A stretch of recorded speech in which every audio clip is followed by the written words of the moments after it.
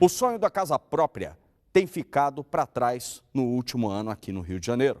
Com a crise econômica, aumentou o número de pessoas que passaram a viver de aluguel e até mesmo de favor. Felipe Figueira. Foi a realização de um sonho. O ano era 2013. Com um financiamento a perder de vista, Gabriele comprou um apartamento. Eu acho que é o sonho de todo mundo ter a sua casa própria, né? E realmente foi um sonho muito desejado e esperado há muito tempo. Tudo parecia ir muito bem na vida da secretária executiva.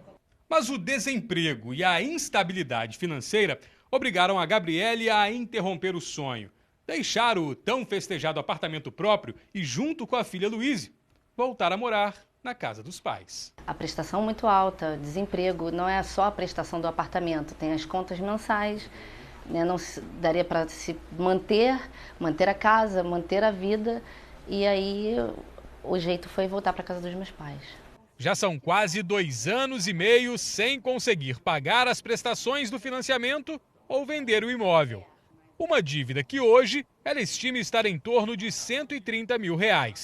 Gabriele está longe de ser a única a viver esse tipo de situação. De acordo com o IBGE, entre 2017 e 2018, o número de pessoas que vivem em residências cedidas, ou seja, de favor, subiu de 6,4% para 7,2%.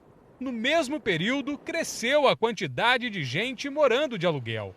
Segundo a pesquisa, passou de 17,4% em 2017 para 19% no ano passado. Isso significa que nos últimos 2 anos, quase 518 mil pessoas deixaram de morar em casa própria no Rio de Janeiro.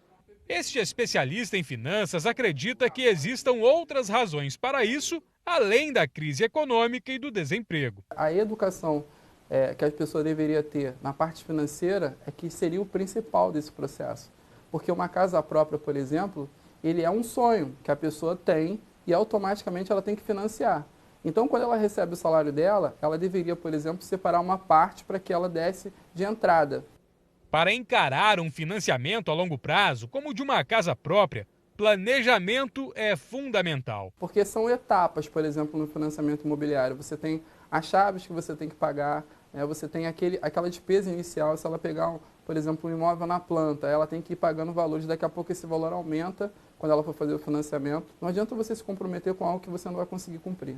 E quando algo foge do que foi planejado, em um pouco de sacrifício, pode estar a solução para o problema. Você mora na Zona Norte, você vai para a Baixada Fluminense, por exemplo, que tem um valor mais baixo.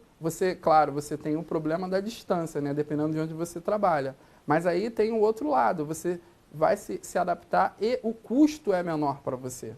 Apesar de inesperado, voltar a viver com os pais não é um incômodo para a Gabriele. Mas se depender dos planos dela, em breve o sonho da casa própria será retomado. Foi difícil, depois de 10 anos, voltar para a casa dos meus pais, mas a gente não perde o desejo de ter a nossa casa própria novamente.